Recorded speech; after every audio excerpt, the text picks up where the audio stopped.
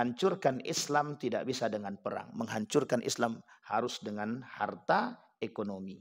Pegang ekonomi, goyang semuanya. Itu yang dilakukan hari ini.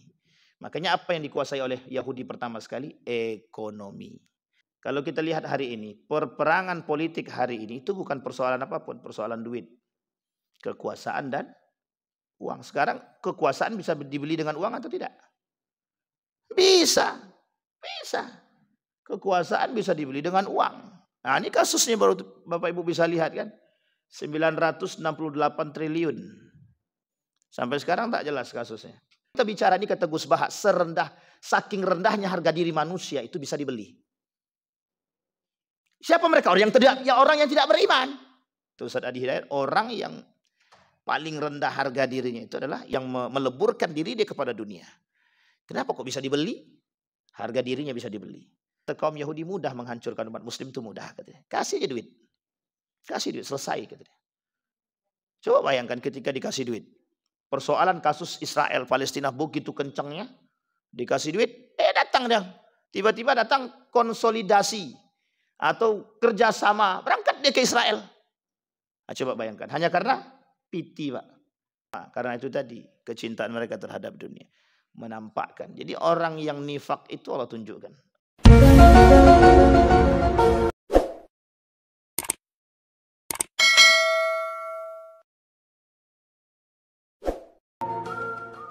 A'udzu billahi minasyaitonir rajim. Bismillahirrahmanirrahim. Assalamualaikum warahmatullahi wabarakatuh. Alhamdulillahi rabbil alamin wa bihi nasta'inu ala umurid dunya waddin wassalatu wassalamu ala asyrafil anbiya'i wal mursalin wa ala alihi wa sahbihi ajma'in. Allahumma salli wa sallim wa barik ala hadzal nabiyil karim. Allahumma salli ala Muhammad wa ala ali Muhammad fil alamin innaka Hamidum Majid. Ya ayyuhan nasu ittaqu rabbakumul ladzi khalaqakum min nafsin wahidah wa khalaqa minha zawjaha wa batha minhuma rijalan katsiran wa nisaa'a wattaqullaha alladzi tasaaluna bihi wal arham innallaha kana 'alaikum raqiba. Wa qala Allahu ta'ala ya ayyuhalladzina amanu taqullaha wa qulu qawlan sadida yuslih lakum a'malakum wa yaghfir lakum dhunubakum wa may yuti'illaha wa rasulahu faqad faza fawzan 'azima. Puji syukur kehadirat Allah dengan mengucapkan alhamdulillahirabbil alamin.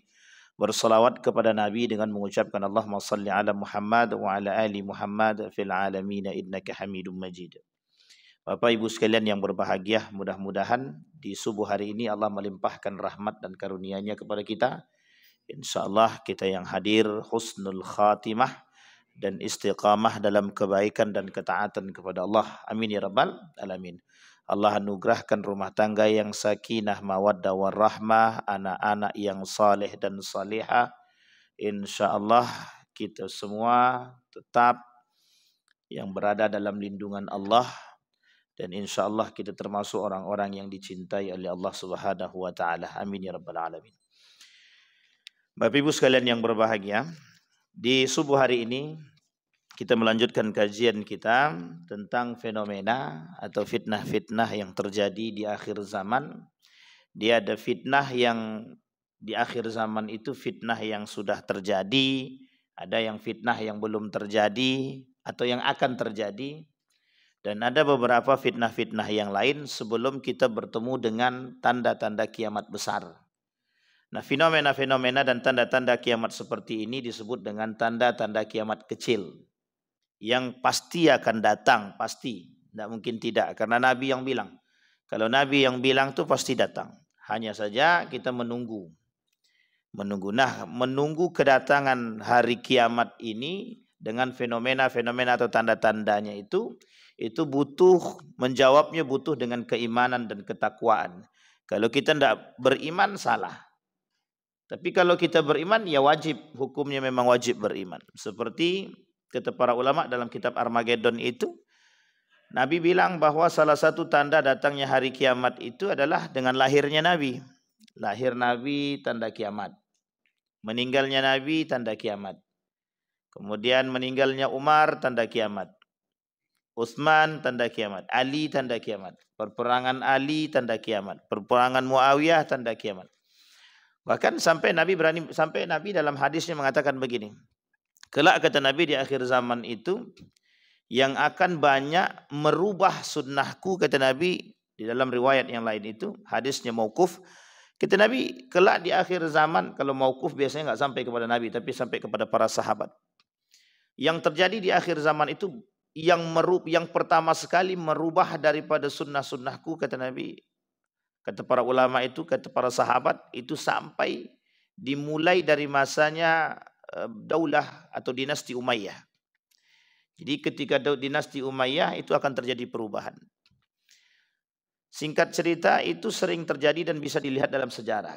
Di dalam sejarah itu pertama sekali perayaan Maulidir Rasul, Maulid Nabi, baginda Nabi Muhammad sallallahu alaihi wasallam, itu lebih tepatnya akhir dinasti Abbasiyah. Akhir dinasti Abbasiyah. Kemudian di masa Utsmaniyah juga terjadi banyak hal-hal yang inovasi-inovasi dalam ibadah. Tetapi kita tidak katakan ada sesuatu yang apakah ini bid'ah ataupun bukan bid'ah. Tapi kita harus tegas pada poin-poin tertentu. Sampai Nabi bilang begini dalam riwayat yang lain, kata Nabi, kelak di akhir zaman tuh banyak sekali pelaku-pelaku bid'ah itu banyak. Pelaku-pelaku bid'ah itu banyak. Maka Nabi bilang dalam hadisnya kepada kita semua, kata Nabi, an Abi Hurairah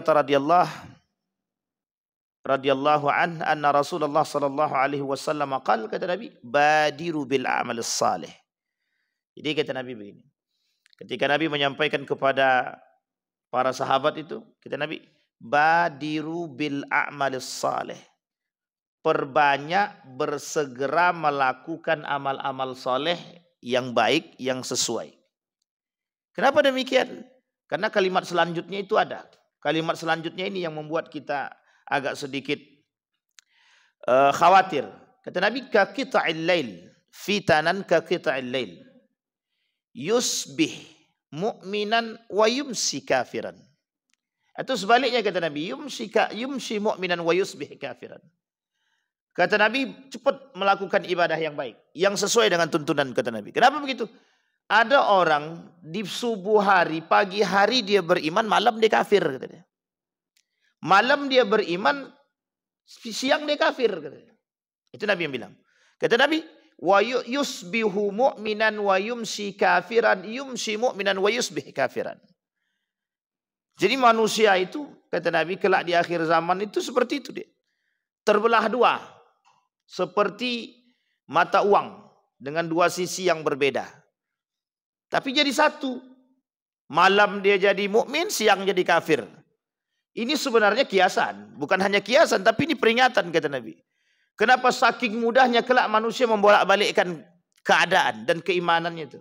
Seolah-olah iman itu seperti mainan.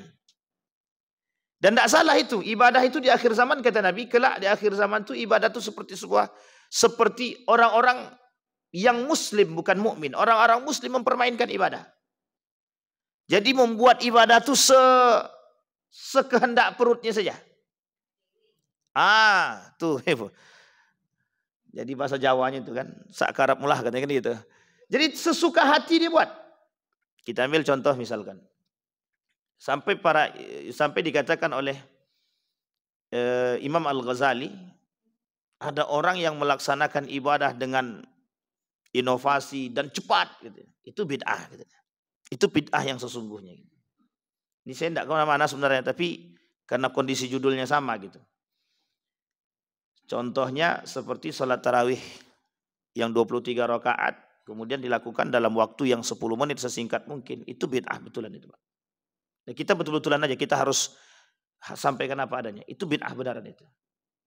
Dan itu dikatakan oleh para ulama itu bid'ah. Tapi ulama nggak bisa menyesatkan tuh, Pak. Nggak bisa menyesatkan, ini sesat, nggak bisa, Pak. Nah, ini muskilahnya di sini. Makanya kondisi terberat di tengah para ulama itu menyesatkan tak bisa, mengkafirkan tak bisa. Tapi zahir kebid'ahannya, zahir. Tapi tidak bisa disesatkan. Makanya kata para ulama itu bid'ah yang sesungguhnya. Kenapa enggak bid'ah? Karena kelak di akhir zaman kata Nabi, orang tuh berinovasi dalam ibadah itu sesuka hati aja. Mereka buat acara kajian besar-besaran, tapi dengan DJ-nya, dengan musiknya, dengan dangdutannya, dicampur, Pak. Mereka campur yang hak dan yang batil. Apa kata Allah dalam Al-Quran? Wala talbisul haqqa bil batil. Jangan campurkan yang hak dengan yang batil. Mana yang batil? Yang batil itu mana? Musik itu kalau sudah dicampur dengan biduannya, dan kita nggak tahu itu apakah di belakangnya ada khamarnya atau tidak, itu udah jadi batil itu. Kajiannya baik, tapi dicampur dengan sesuatu yang tidak baik. Makanya kata Allah, wala talbisul haqqa bil batil. Jangan campurkan, jangan kalian campurkan sesuatu yang hak dan yang batil. Tidak bisa, karena tidak masuk. Buktinya apa? Sebagaimanapun mereka membalut acara-acara itu dengan kondisi-kondisi kebatilan, itu akan nampak. Dan banyak orang yang akan menghujat.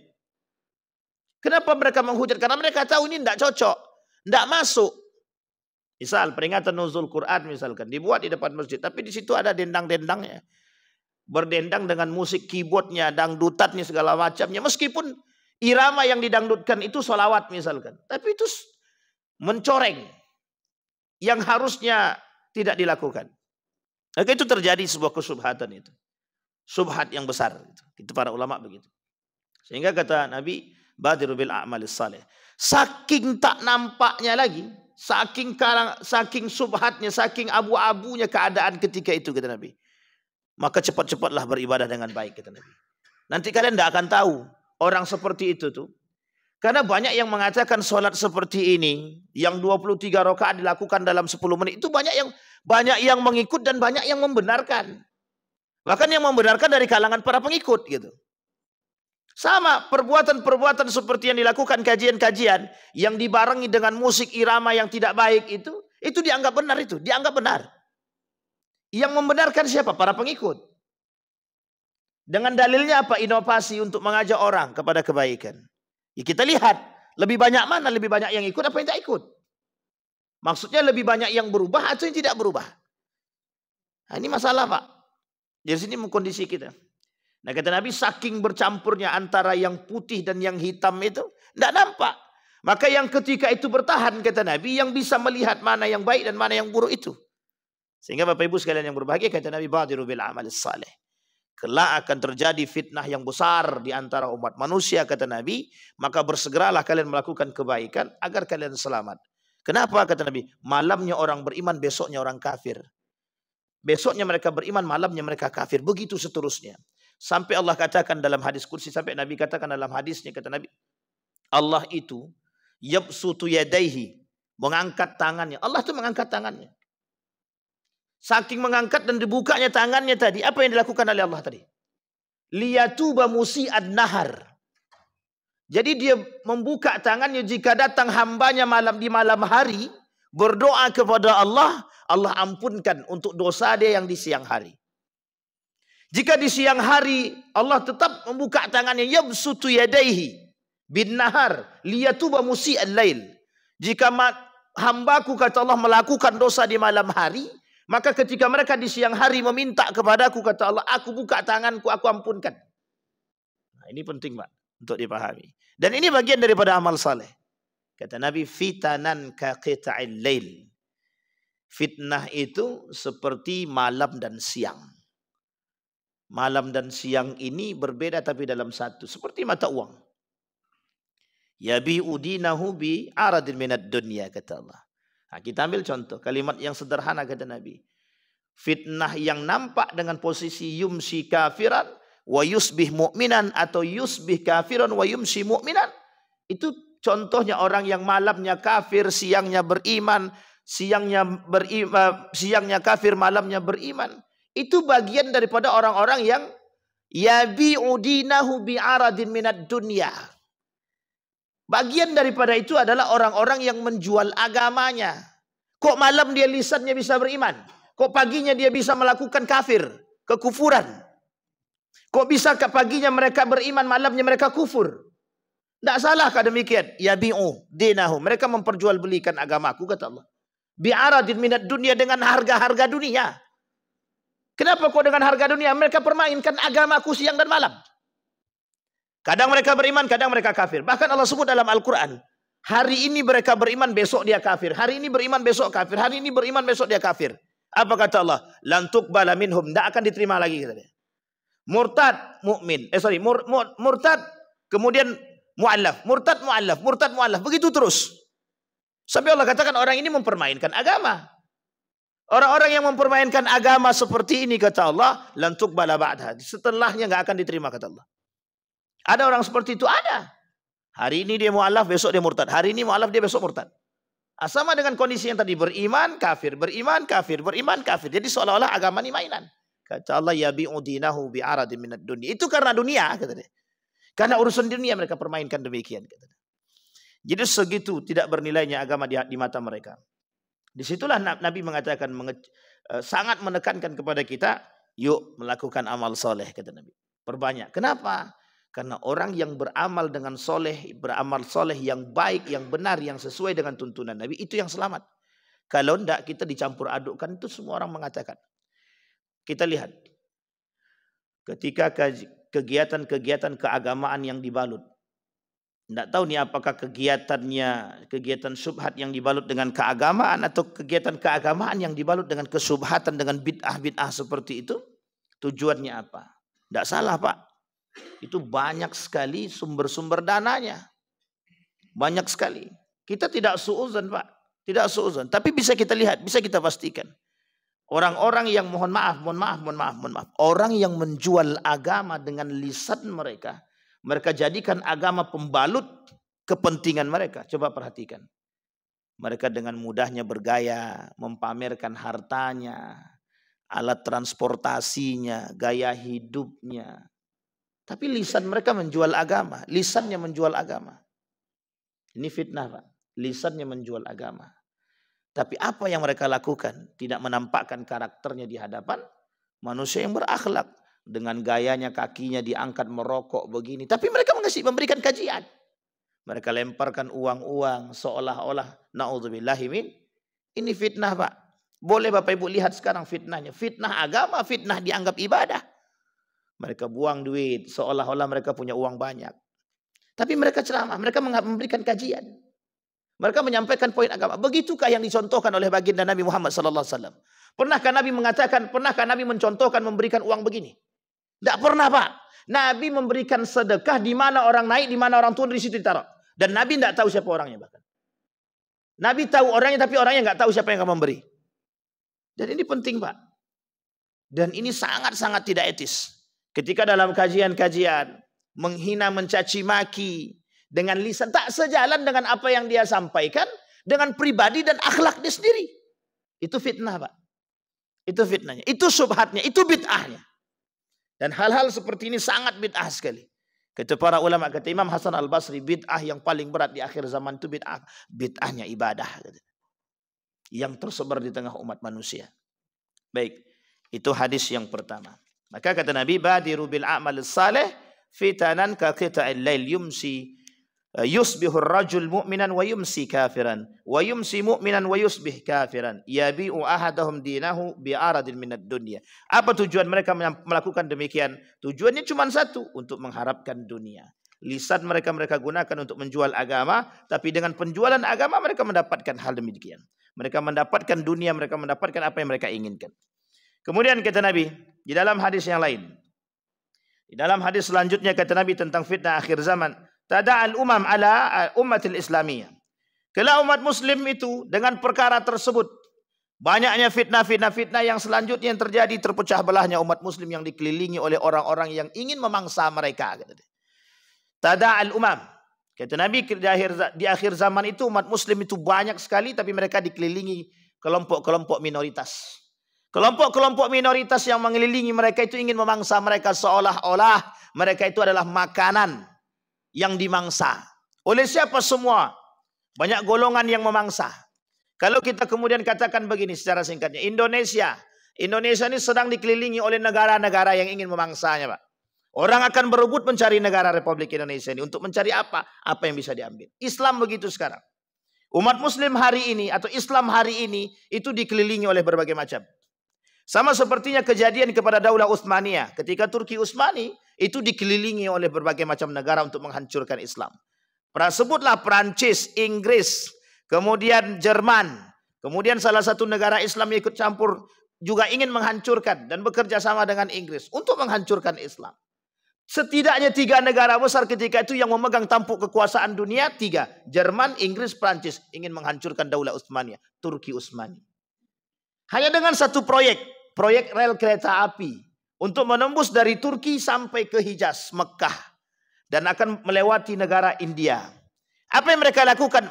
Mereka akan membujuk siapapun, akan mereka bujuk. Dibujuknya Sultan Abdul Hamid, dibujuknya menterinya, dibujuk dan lain sebagainya, hanya untuk mendapatkan proyek. Tujuannya bukan proyek. Tujuannya adalah mendapatkan perhatian raja dan agar bisa mendapatkan tempat di Palestina. Siapa mereka? Prancis, Jerman, Inggris ini siapa? Yahudi semua. Semuanya Yahudi. Inggris orang Yahudi, Prancis orang Yahudi, Jerman orang Yahudi. Hanya untuk menghancurkan Daulah Utsmaniyah. Yang sebelumnya mereka tak pernah kerjasama, menjadi kerjasama. Nasrani dan Yahudi nggak pernah bersatu untuk menghancurkan Islam. Nanti kelak di akhir zaman lebih parah daripada itu. Lebih parah kata Nabi. Umat muslim di tengah, di sekelilingnya semua orang-orang yang tidak suka. Semua agama yang tidak suka dengan Islam. Tapi yakinlah cuma dua agama yang sangat berpotensi untuk menghancurkan Islam. Yahudi dan Nasrani. Di antara dua ini, ada satu agama yang sangat tidak suka dengan kita, Yahudi. Nasrani itu cuma tangan, Pak.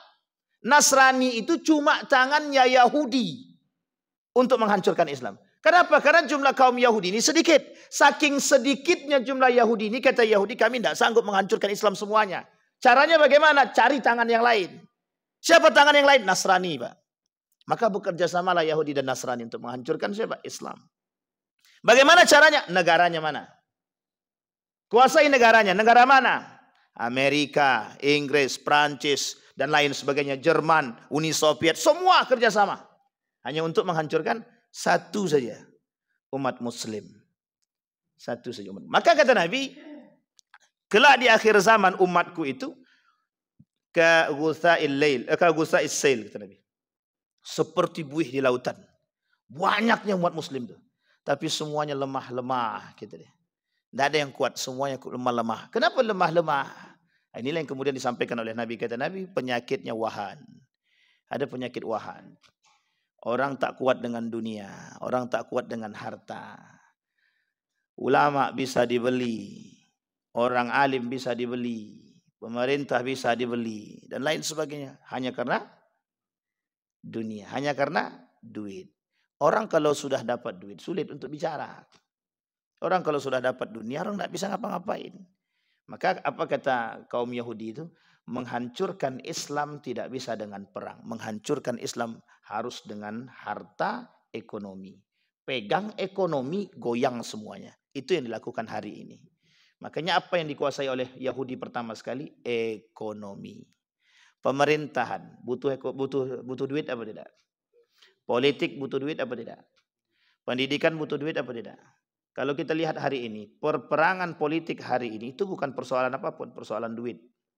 Kekuasaan dan uang. Sekarang kekuasaan bisa dibeli dengan uang atau tidak? Bisa. Kekuasaan bisa dibeli dengan uang. Nah, ini kasusnya baru Bapak Ibu bisa lihat kan. 968 triliun. Sampai sekarang tak jelas kasusnya. Pertamina. Nanti klasmennya menyusul tuh Pak. Seberapa banyak yang korupsi tadi kan. Dari awal sampai akhir nanti ada klasmennya. Klasmen tertinggi Pertamina. 968 triliun. Terus apa lagi setelahnya? Pokoknya nanti ada PLN sekitar 3 triliun. Kalau dulu kan korupsinya miliaran. Paling tinggi 20 miliar. Sekarang udah triliunan. Kalau cuma miliaran enggak main lagi sekarang katanya. Udah tidak nampak. Jadi semakin hari semakin tidak berharga. Jadi kalau sudah triliunan. Coba bayangkan, itu tujuannya apa? Apa yang mereka inginkan itu apa? Pernahkah mereka berpikir jadikan agama sebagai patokan kehidupan? Tidak pernah. Pelakunya siapa? Muslim. Pertanyaannya, kok bisa Muslim melakukan demikian? Kok mereka bisa Muslim sezolim itu terhadap umat manusia? Coba bayangkan Pak, jika 1 triliun saja, bisa menghidupkan 1000 kepala, 1 triliun bisa menghidupkan 1000 kepala keluarga, Kalau 900 triliun, berapa kepala keluarga? Berapa kepala keluarga? Itu kalau satu orang, itu 1 miliar. Satu kepala keluarga itu 1 miliar. Coba bayangkan, berapa banyak kelak yang mereka pertanggungjawabkan di akhirat itu. Satu orang, kalau tidak usah banyak-banyak, 1000 orang yang mempertanggungjawabkan, kira-kira amalnya cukup enggak tuh? Itu aja kita bayangkan, Pak. 100 juta saja yang kita makan dari hasil punya orang lain. Anggaplah 10 orang yang di situ yang punya haknya. Kita ambil contoh misalkan Basnas. Sempat Basnas ada yang korupsi 100 juta misalkan. Per kepala 10 juta. Berarti 10 kali 10. 10 orang yang akan mempertanggungjawab. Ya Allah, si Anu itu ngambil duit kami. Satu baru. Kalau 10 orang yang meminta pertanggungjawaban. Pernah nggak mereka berpikir? Tidak pernah, Pak. Kenapa? Sudah mati. Hatinya dah mati. Kenapa hatinya mati? Karena dunia tadi. Betapa rendahnya harga diri mereka hanya karena dunia. Itu yang dimaksud. Maka Bapak Ibu sekalian yang berbahagia, kalau kita bicara ini kata Gus Baha, saking rendahnya harga diri manusia itu bisa dibeli. Siapa mereka? Orang yang tidak beriman. Kata Gus Baha begitu. Orang yang tidak beriman begitu. Kata Ustaz Adi Hidayat, orang yang paling rendah harga dirinya itu adalah yang mencampurkan diri dia, yang meleburkan diri dia kepada dunia. Kenapa kok bisa dibeli? Harga dirinya bisa dibeli. Maka Bapak Ibu sekalian yang berbahagia, ini poin. Nah, kata kaum Yahudi, mudah menghancurkan umat Muslim itu mudah, katanya. Kasih aja duit, kasih duit, selesai, katanya. Coba bayangkan ketika dikasih duit. Persoalan kasus Israel Palestina begitu kencangnya, dikasih duit, datang dia. Tiba-tiba datang konsolidasi atau kerjasama, berangkat dia ke Israel. Nah, coba bayangkan, hanya karena piti, Pak. Seberapalah duit itu? Tapi apa? Mereka jual harga diri. Datang sana. Apa alasannya? Membujuk, bekerja sama. Itu tidak masuk akal, Pak. Kenapa? Karena itu tadi, kecintaan mereka terhadap dunia. Menampakkan. Jadi orang yang nifak itu Allah tunjukkan. Orang-orang yang nifak. Nah kata Nabi, kalau umat Muslim itu dikelilingi. Ini saya kasih gambaran kepada Bapak Ibu semua. Hari ini Bapak Ibu kita umat Muslim ini, bagaimana caranya kita umat Muslim ini dihancurkan dulu. Tapi sebelum hancur dipecah dulu. Ini dipecah-pecah dulu. Inggris dulu julukannya Britania. Britania Inggris. Itu dulu untuk menghancurkan Islam itu dia membangun 3 golongan. 3 gerakan. Gerakan pertama disebut dengan Ahmadiyah. Hidupnya di mana? Di India. Ahmadiyah ini dipelopori oleh Mirza Ghulam Ahmad yang mengaku menjadi nabi. Sampai di sini bisa dipahami Bapak Ibu ya. Mirza Ghulam Ahmad. Ini Bapak Ibu cara Inggris menghancurkan Islam. Ratu Elizabeth itu meninggal, Ahmadiyah ini tuh memuja betul itu. Kenapa? Karena diresmikan. Jadi dan dibangun oleh Inggris ini, Pak. Jadi Inggris itu membangun 3 golongan nanti, 3 gerakan. Satu Ahmadiyah di India. Jadi ada namanya Mirza Ghulam Ahmad. Apa kata Mirza Ghulam Ahmad? Nabi itu tidak, yang terakhir bukan Nabi Muhammad. Yang terakhir itu dia. Sampai saking sucinya Mirza Ghulam Ahmad ini, bekas kaki pun diminum. Bekas kaki. Tapi uniknya, itu pengikutnya banyak. Bukan sedikit, banyak, baru ribuan. Dan dia punya keajaiban, bukan keajaiban sebenarnya, dia bermain dengan setan itu. Kemudian dia kasih air, dia bacakan air itu, kemudian diminum langsung sembuh. Nah, maka keajaiban, ini mukjizat kata para orang-orang ketika itu mukjizat itu. Nah, coba bayangkan mudahnya manusia, orang yang tidak berilmu, beriman tanpa ilmu, orang yang beragama tanpa ilmu, mudah terpercaya. Jangankan itu, Pak, di Indonesia pernah terjadi, pernah Pak, jangan salah. Ada orang yang bisa menggandakan uang yang percaya siapa? Profesor tuh, Pak. Profesor menjadi saking profesornya bertahan dengan argumennya apa dia kata? Saya sangat yakin kalau dia bisa menggandakan uang. Setelah ditelusuri ternyata kursi tempat duduknya sama jubahnya, Pak. Jadi orang-orang yang datang memberikan uang dimasukkannya ke situ. Jadi setiap yang datang digandakannya duit. Nah, jadi biar banyak pengikutnya. Lah termasuk salah satunya profesor. Dan saya tak sebut nama. Kalau saya sebut nama pasti Bapak tahu. Tahu namanya. Orang profesor cukup terkenal. Uniknya itu bergelar profesor. Kalau orang awam saja masih mending, Pak. Ini orang berilmu bisa tertipu. Artinya begitu mudahnya gitu. Ada apa? Itulah kalau beribadah tanpa ilmu, beragama tanpa ilmu. Makanya hal yastawil ladzina ya'lamuna wal ladzina la ya'lamun, kata Allah. Apa sama orang beribadah dengan ilmu tanpa ilmu? Tidak sama, Pak. Sama halnya Bapak Ibu beribadah puasa, tapi tidak ada ilmunya. Tidak ada gunanya kita puasa, Pak, capeknya dapat. Kita nggak dapat apa-apa, Pak. Nah, maka Bapak Ibu sekalian yang berbahagia, kembali kepada poin tadi. Itu yang pertama, Ahmadiyah. Yang kedua, Bapak Ibu, yang dibuat oleh Inggris, golongan yang dibuat oleh Inggris. Tapi ini jangan ada tersinggung, Pak. Ini saya menyampaikan apa yang disampaikan dalam buku Seven Pillars of Wisdom. Ada 7 pilar kebijaksanaan itu disampaikan, dan Syekh Ramadan Al-Buti menyampaikan hal demikian. Yang kedua itu namanya Bahai. Bahai itu ada di Mesir. Dibuat di Mesir. Ini pecahan daripada Syiah Itsna Asyarah. Syiah yang 12. Yang dipelopori oleh, ketika di Mesir dipelopori oleh Syiah Fatimiyah. Jadi ketika itu Syiah Fatimiyah berjaya di Mesir. Nah, salah satu kelompok yang muncul atau keluar dari barisan mereka ini ada namanya Bahai. Dan ini bagian daripada Syiah. Tapi mereka nggak katakan kami Islam itu. Mereka nggak katakan kami Islam, tapi mereka sebut Bahai. Bahai ini Bapak Ibu sekalian yang berbahagia, lebih berbahaya daripada Ahmadiyah. Lebih berbahaya daripada Ahmadiyah.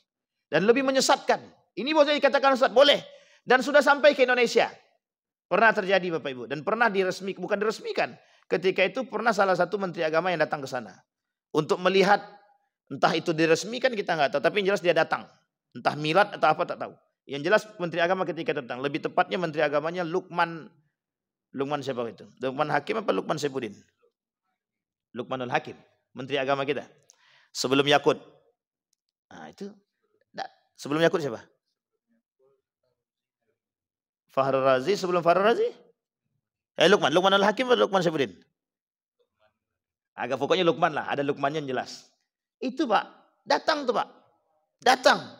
Untuk meresmikan agama Bahai itu. Entah meresmikan, entah datang pada miladnya. Artinya apa? Agama itu sudah masuk ke Indonesia. Agama Bahai itu sudah masuk. Yang ketiga, Bapak Ibu, suka atau tidak suka, Bapak Ibu, dalam sejarah itu disebutkan. Dalam sejarah disebutkan. Suka atau tidak suka. Wahabiyah. Itu buatan Inggris.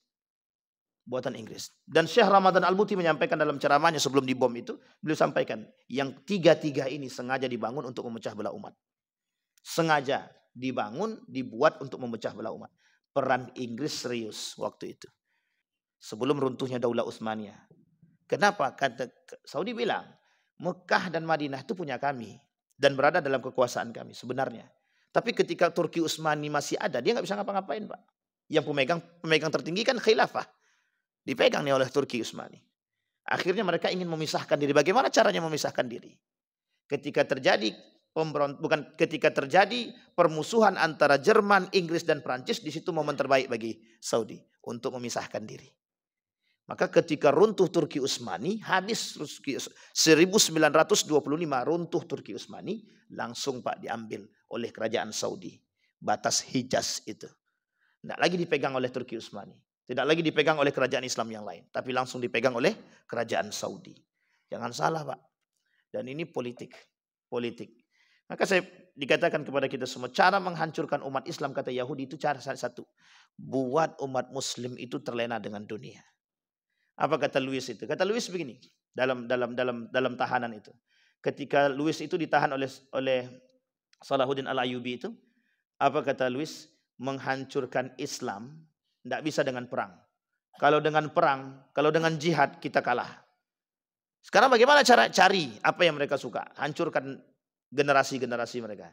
Makanya mereka bertahan Pak. Dari 1900-an itu mereka bertahan membangun strategi-strategi. Hari ini mereka nikmati hasilnya Pak.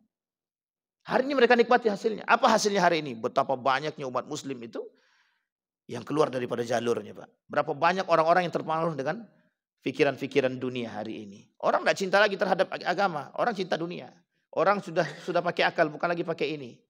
Semua pakai ini sekarang, bukan pakai ini. Maka ketika ini dan ini tak sejalan, ini yang ditinggikan, bukan ini Pak. Jangan salah Pak. Dan itu sudah kita lihat hari ini. Betapa banyak manusia-manusia hari ini itu bukan dengan hati lagi, tapi dengan otak.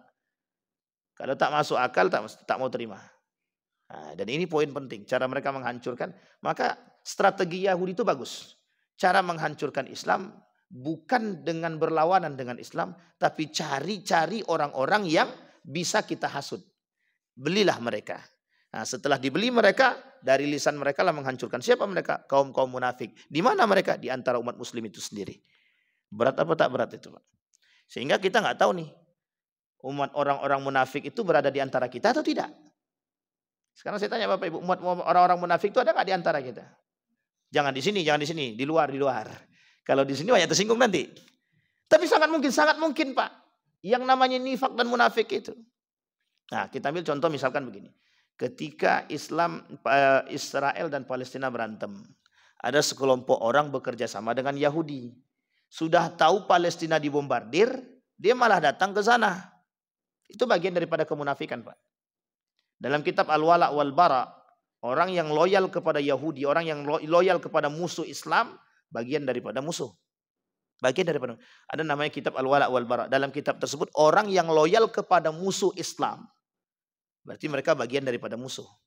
Bagian daripada musuh. Orang kafir menghancurkan Islam, kita bekerja sama dengan kafir yang menghancurkan Islam tadi. Kira-kira kita seperti apa?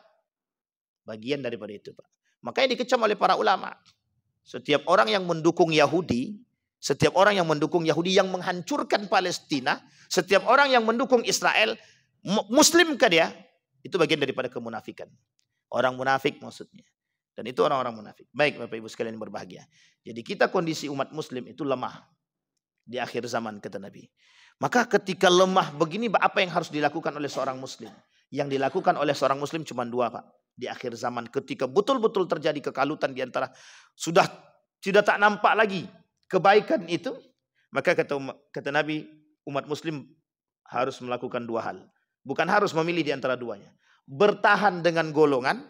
Jika imannya kuat, kalau tidak kuat beruzlahlah. Makanya kelak hijrahnya umat muslim ketika dunia ini sudah bercampur tak nampak lagi mana yang hak dan mana yang batil, hitam putih tak nampak lagi, benar salah tak jelas, halal haram tak jelas, maka ketika itu banyak orang yang akan berhijrah. Kemana hijrahnya Pak? Perintah Nabi berhijrahnya umat muslim nanti akan berhijrah ke Palestina. Karena ternyata perangnya umat muslim itu bukan dengan Nasrani. Di akhir zaman itu perangnya muslim bukan dengan Nasrani. Perangnya umat muslim dengan Yahudi.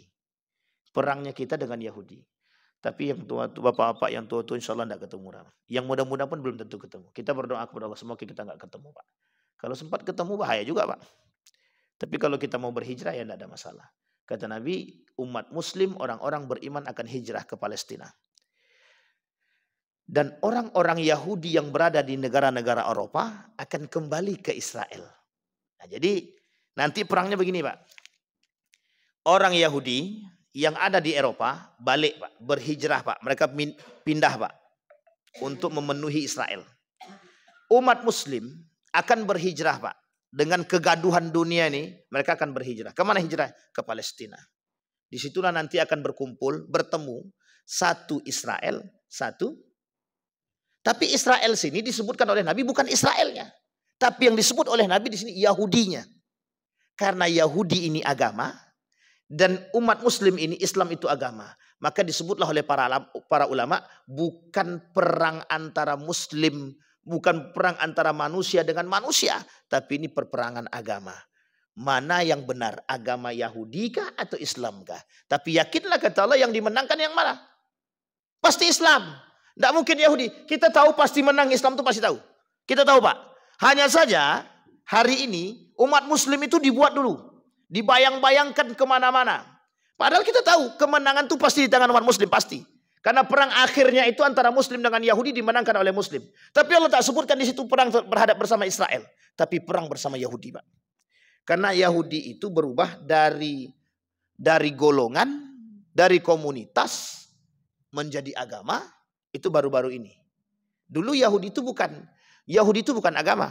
Yahudi itu dulu adalah pengikut anak Nabi Yakub alaihissalam. Namanya Yahuda. Dari istri yang kedua. Ada anak yang pertama. Namanya Yahuda.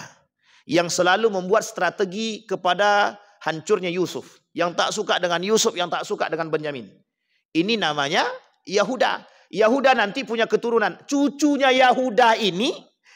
Yahuda inilah yang mempelopori munculnya pengikut Yahuda. Namanya Yahudi. Sampai di sini paham ya Bapak? Ini golongan, bukan agama. Berubah ketika sudah fasenya berlalu. Sekitar 4 fase, 4 keturunan berubah. Dari pengikut menjadi agama. Makanya Allah sebutkan di dalam Al-Quran itu. Walan tarda ankal yahudu walad nasara. Yang tadinya Yahudi menjadi pengikut, menjadi agama. Allah sebutkan dalam Al-Quran. Walan tarda ankal yahudu walad nasara hatta tattabi'a millat. Sampai kita mengikut agama mereka. Yahudi dan Nasrani berubah menjadi agama. Nah nanti di akhir zaman perang agama. Maka kita tidak berperang dengan Nasrani. Nasrani oleh Yahudi dijadikan tangan mereka untuk menghancurkan kita. Seolah-olah kita berperang dengan Nasrani. Tidak. Sebenarnya di belakang Nasrani ada. Inilah kaum-kaum Yahudi. Makanya Bapak Ibu sekalian yang berbahagia, yang memegang dunia ini yang mana? Yahudi ini. Dan itu tujuan mereka. Iya, Yahudi ini memegang dunia. Tujuannya itu. Dan dari awal mereka sudah pasang dalam otak mereka. Karena kami tidak diberikan tanah sejengkal di Palestina, kami sakit hati. Sakit hatinya itu sampai hari ini. Sampai hari kiamat Pak. Nah ini sampai kapanpun kita dengan Yahudi ini tak bisa bersatu Pak. Tak bisa bersatu. Jadi kalau ada orang mengajak kita, janganlah bencikan. Jangan kalian membenci. Tidak bisa Pak. Jangan benci terhadap Yahudi. Tidak bisa. Memang kita harus begitu. Kita memang harus berlawanan dengan mereka. Kalau kita baik dengan mereka, kita diinjaknya Pak. Nah, ini sampai di sini paham ya Bapak Ibu ya. Jadi kita harus punya kekuatan. Makanya Bapak Ibu yang dilemahkan dari umat Muslim itu apa? Yang dilemahkan nilai agama, nilai jihad, nilai agama dan nilai. Boleh Bapak Ibu lihat nanti ke depan seberapa banyak orang-orang yang siap berjihad itu.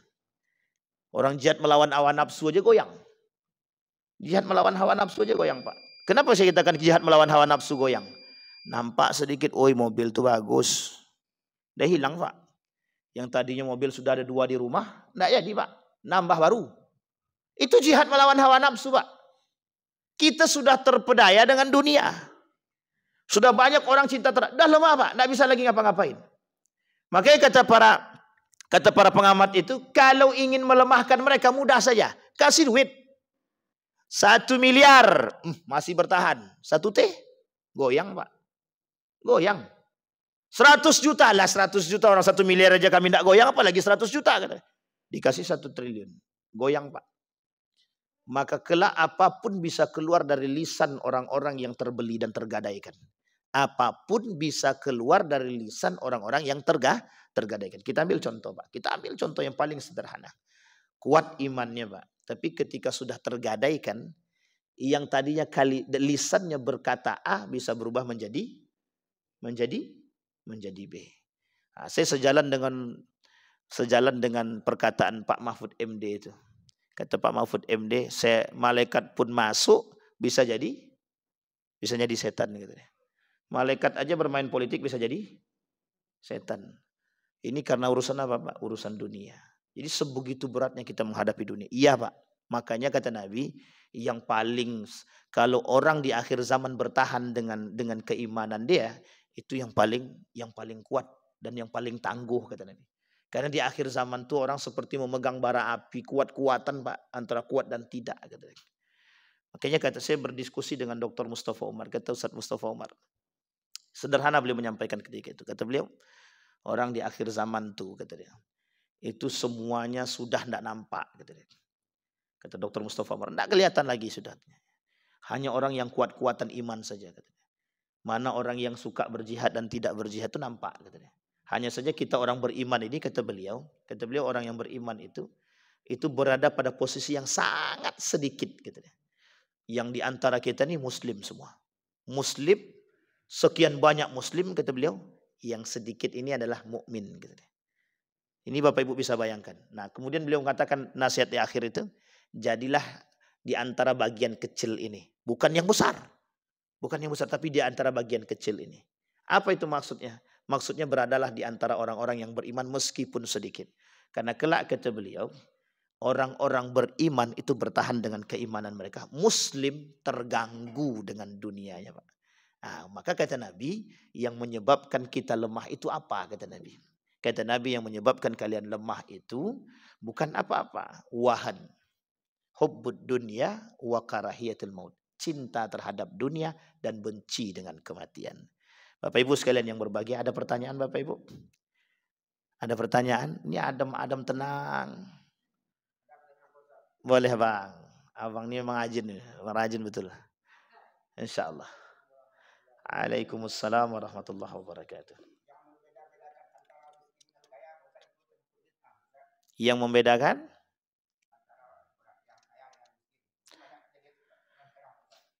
Oh, yang kaya dan miskin. Jadi Bapak Ibu sekalian yang berbahagia. Lanjut Bang, lanjut Bang.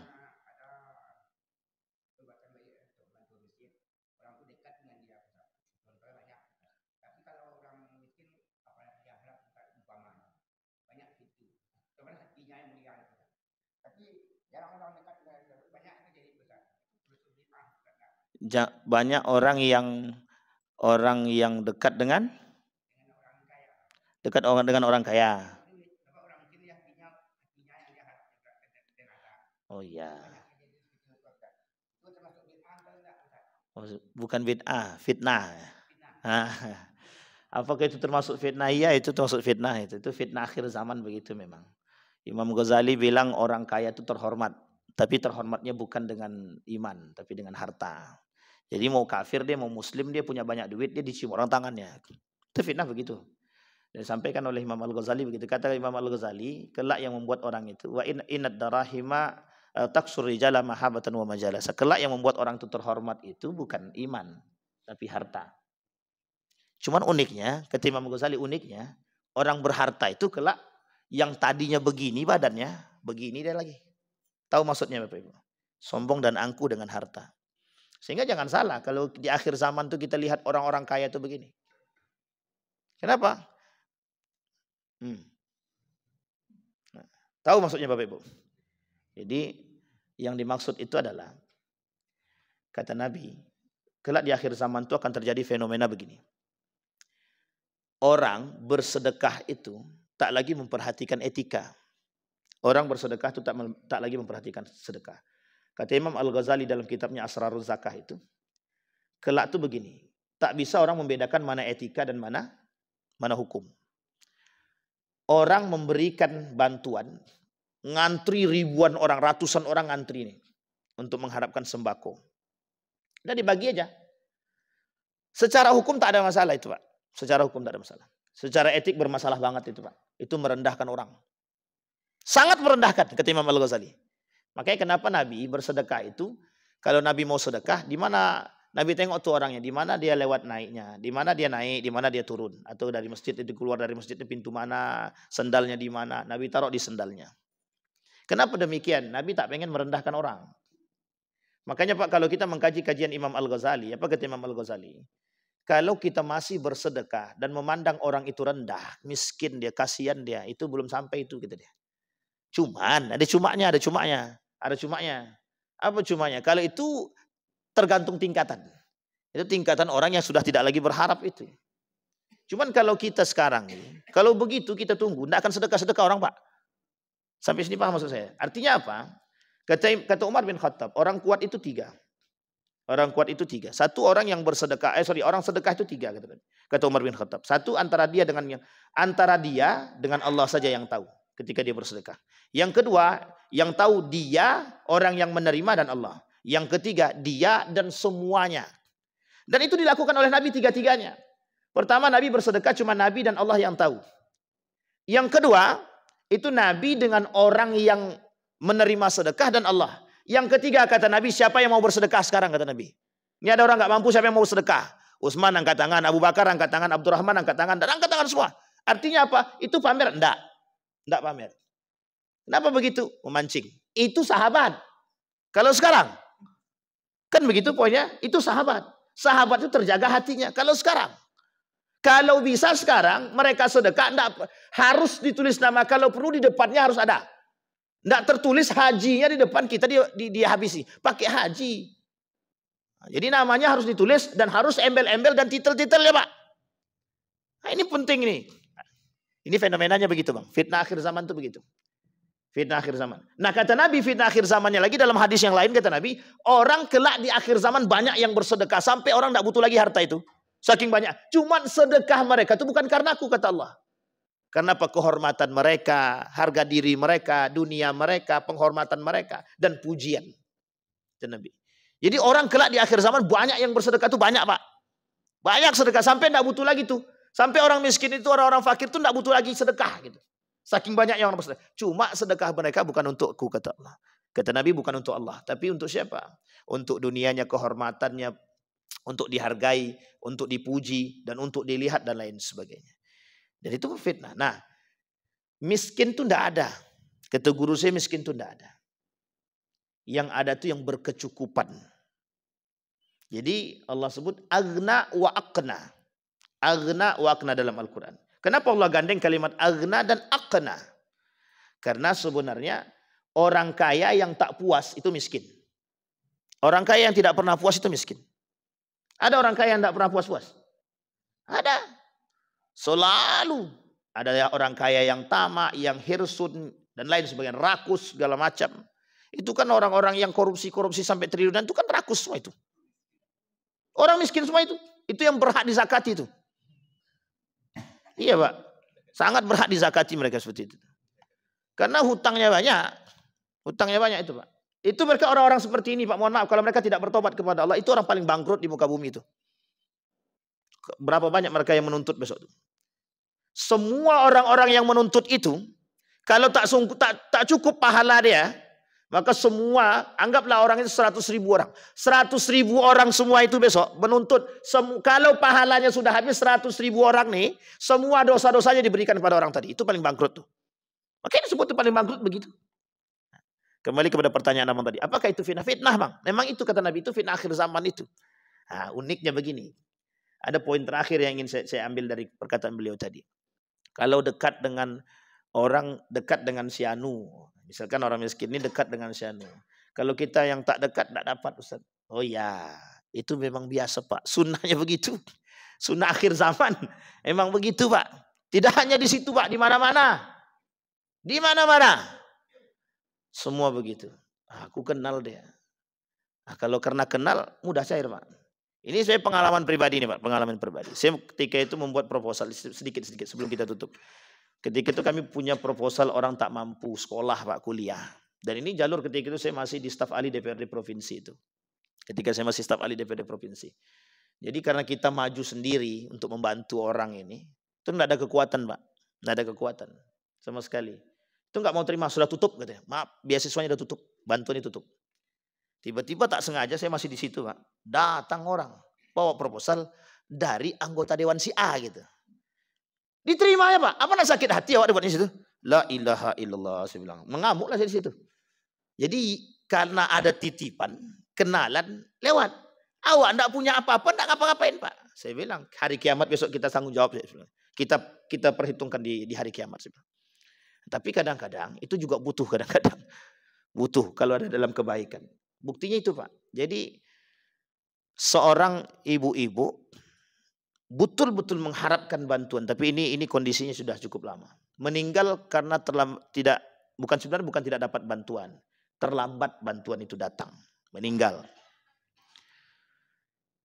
Jadi waktu itu ibu ini ingin melahirkan Pak. Ini udah kondisinya. Tidak ada ambulan. Tidak ada ambulan. Tidak ada yang mau bantu Pak. Tidak ada yang mau bantu. Akhirnya adalah tetangga dia yang punya kenalan dengan salah satu inilah gitu kan lembaga. Datanglah Pak, tapi terlambat karena sudah lama menunggu itu tadi. Ya qadarullah itu ajal ya, ajal sudah jelas, tapi meninggal Pak. Meninggal. Begitulah sulitnya kondisi ketika orang tidak punya kenalan hari ini Pak. Orang tak pandang Pak. Yang dipandang yang punya kenalan. Dan ini sudah disampaikan Nabi, fenomena seperti ini sudah disampaikan Nabi.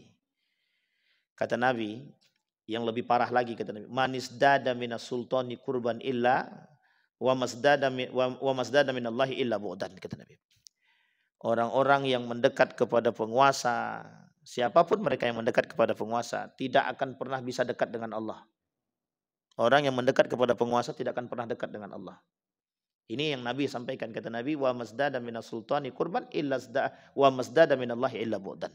Orang yang mendekat kepada penguasa, di bahasa kita ini namanya para penjilat-penjilat itu. Nah, tapi Bapak Ibu sekalian yang berbahagia, ini jangan diterjemahkan sepihak.